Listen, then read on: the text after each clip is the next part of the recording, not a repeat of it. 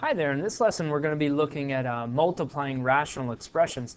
And really, again, rational expressions are just expressions that are written as fractions. So if we consider these first two examples, when I look at something like this guy, there's two ways that I can approach multiplying these fractions. I could multiply straight across and get a 28 over, let's see, the 12 times the 14. And you'll see right away why this makes this a little bit difficult. 168. And then from here, I have to reduce this thing. And when we look at a 28 over a 168, it might be pretty tough to identify what divides evenly into each. Okay, we might start off taking a guess. Maybe we'll guess something like, I don't know, a 4. Okay, and we'll find out that this reduces to 7 over the 42, and then we can probably see that the 7 over 42 reduces to a 1 over 6. All right, and that's fine. You can do it that way. But remember, there's something else we can do. Whenever we're multiplying fractions, we can always cross-reduce. In other words, we can reduce each of these fractions individually, but we can also look at the numerator here and the denominator here. Okay, and so like the 12 and the 4 can reduce to a 1 and a 3. The 7 and the 14 can reduce to a 1 and a 2. And so when we look at this, it makes it a lot easier now. I've multiplied numerator times the numerator. 1 times 1 is a 1. 2 times 3 is a 6. So I get to the 1/6 much faster by reducing everything that I can first. All right? And keep in mind that you could reduce each fraction individually first as well if you wanted. Like here, I could reduce this to a 2 and a 7, and then I can cross-reduce the 2, and this guy is a 6 and a 1, and then a 1 and a 1.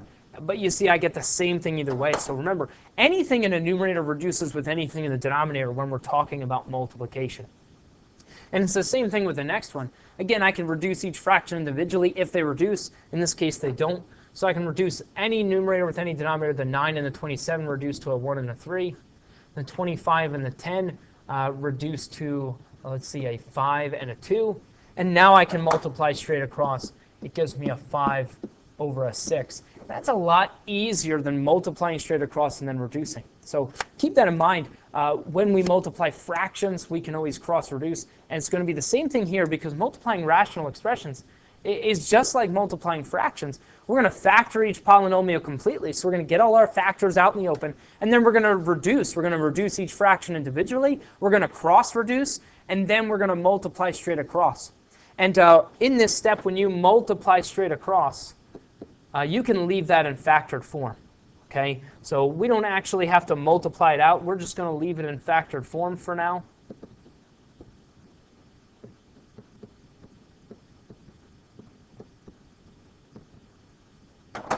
And go from there. All right, and for our domain restrictions, we're not going to be looking for those right now. We did a lot with domain restrictions, but just to speed up this process and get us used to multiplying, we're going to forgo the domain restrictions in these particular examples. Okay, so that's your disclaimer for those. So if I look at this first one again, I want to factor everything completely. So like an x plus 5, I can't do anything with. I'm going to leave it as an x plus 5. Underneath here, the 7x minus 21, I can factor a 7 out, which leaves me with an x minus 3. Over here, the 14x, I can't really do anything with. It's a 14 times an x that's already in factored form. And then down here, this denominator, if you need to, take it off to the side. Okay, there's nothing wrong with taking this off to the side and showing your work, building the bridge, coming up with the 5 and the -2, and then factoring it using your shortcut. Okay, some of you are going to prefer taking that off to the side and doing your factors individually, and then coming back and writing these in terms of expressions, rational expressions. Okay, but yeah, feel free to take some work off to the side. Now I reduce. I look at each fraction individually. Nothing happens. So then I cross-reduce. The x plus 5s cancel out. Remember, anything in a numerator with anything in a denominator. The 14 and the 7 can reduce to a 1 and a 2. So now when I look at what I have, again here, this became a 1 because that's what happens when you cancel things out through division. And now I multiply straight across. I have 1 times a 2x, which is a 2x. In the denominator, I have an x minus 3 times an x minus 2. And I'm just going to leave it like that. Okay, I'm going to leave it in its factored form because typically we're going to be finding domain restrictions and that kind of stuff anyway. So leave it in factored form. I get the 2x over the x minus 3, x minus 2. And that's it. If I look at the next one, just like when I'm dealing with regular numbers, if I have a whole number, I can write it as a fraction by just putting it over 1. So I'm going to put this guy over 1.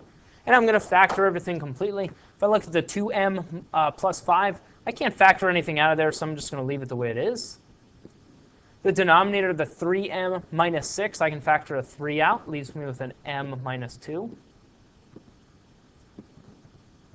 Over here, I can build a bridge and factor this one. It's going to be an m plus 3 and an m minus 2. And now I look for any common factors that I can cancel out. I see the m minus 2's are common, so I can cancel those out. Nothing else cancels out, so I'm going to write this in its factored form. I've got in my numerator the 2m plus 5 times the m plus 3. In the denominator, I just have the 3 left, and that's it. I'm going to leave it in this factored form. Nothing else canceled out, so that's my answer. If I look at the next one, again, a 3x squared I can't really do anything with. If you want to think of it this way as a 3x times x in terms of multiplication, in terms of all three of those individual factors you can. Over here, the x squared minus 4, that is a difference of squares, so I'm going to factor that into an x plus 2 and an x minus 2. The denominator has a greatest common factor of x. So I take the x out. That leaves me with an x plus 3. And here's why I showed that 3x squared as the individual x's, because now I can see that one of these x's is going to cancel out with the one that's in the denominator. I've got a pair of x plus 2's that can cancel out. And so now in my numerator, I've got a 3x times an x minus 2. In the denominator, I just have the x plus 3 left. And that's it. I leave it in that factored form. Okay? Just keep going with these to give us a little bit more practice. If I put this over 1, again, I'm factoring this thing completely. Here I can factor a 2 out. Here I can factor a 2 out, which leaves me with an x, a 2x minus 3. Over here, this numerator, you're going to have to build a bridge, and this is one you'd probably want to take off to the side because you're going to have to factor by grouping. So again, based on the difficulty of the factoring, take it off to the side. I build a bridge, that's a 36. It looks like a -9 and a -4. For your purposes, you're going to split up the middle term and do some factoring by grouping.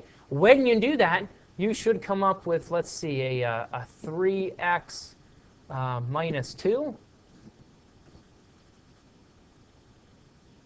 and a 2x minus 3 for your two factors. All right? And so this factors into the 3x minus 2 and the 2x minus 3.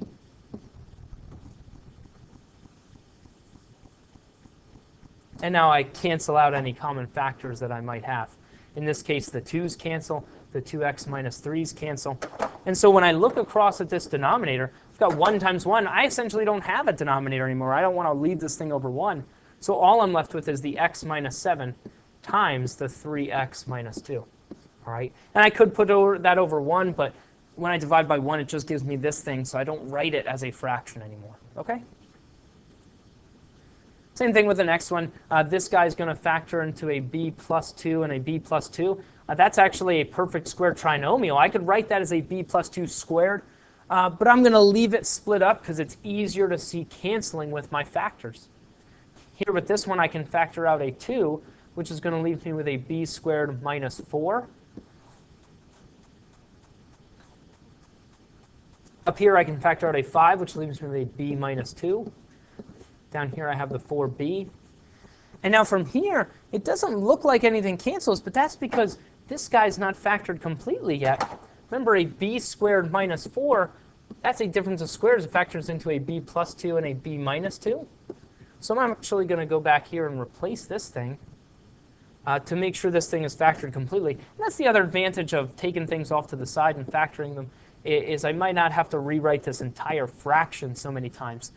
But now, I can cancel out some common factors, the x plus 2's, and just one pair of the x plus 2's cancels. Notice I have 2 in the numerator, 1 in the denominator, only 1 second cancel. The b minus 2's cancel. And it looks like that's about it. In my numerator, I've got a 5 times a b plus 2. In the denominator, I have a 2 times a 4b, and I'm not actually going to leave that as 2 times 4b. I suppose I could. I'm just going to write it as 8b. And that's it. In this one, the numerator, I can factor out a 2, which leaves me with a 2x plus 3. In the denominator, that's going to factor into an x plus 4 and an x minus 3. Again, feel free to be taking some of these things off to the side. Over here, this numerator is a difference of squares, an x plus 3 and an x minus 3. The denominator, you might have to build a bridge and come up with, again, this one is when we take off to the side. So you might build a bridge. You come up with a 6. Two numbers are going to be the 2 and the 3. You're going to have to split up that middle term and factor by grouping. When you do that, you should arrive at a 2x plus 3 and an x plus 1 for your two factors.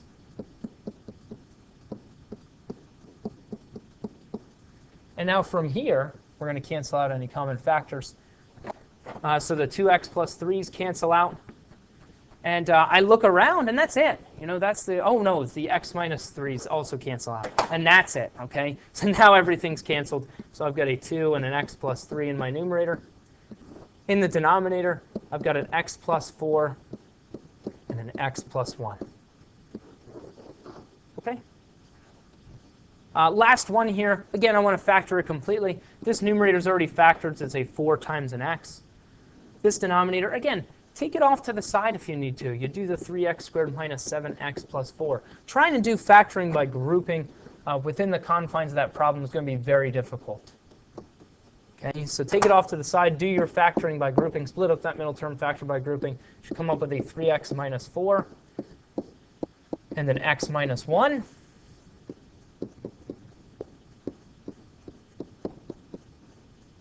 And again, I expect that you already know how to do that, so I'm not showing all the steps in between. Should be something we're very good at by now. This one, again, I would take this guy off to the side. Right away, I see a greatest common factor of 2. So you might factor the 2 out, which is going to leave you with an x squared minus 10x plus 21. And now I can use my shortcut for what's inside there. It's going to factor into an x minus 7 and an x minus 3. So I come back over here, and I put that in its spot. So we can take those things off to the side. The more complicated it looks in terms of factoring, the more often you should take it off to the side, do your factoring, and then come back to your fractions. In the denominator here, I can factor out a 4x, which leaves me with a 3x plus 2. And now I cancel out any common factors. In this case, the 4x and the 4x cancel. And really, that's it. That's the only thing I see that cancels out here. So when I multiply straight across the numerator, I've got the 2, the x minus 7, and the x minus 3. Again, I'm leaving this in factored form to make it really easy on myself. Down here, I've got the 3x minus 4. I've got the x minus 1. And I've got the 3x plus 2. And it's okay that more didn't cancel. Sometimes that's just the way it goes. Factor everything completely.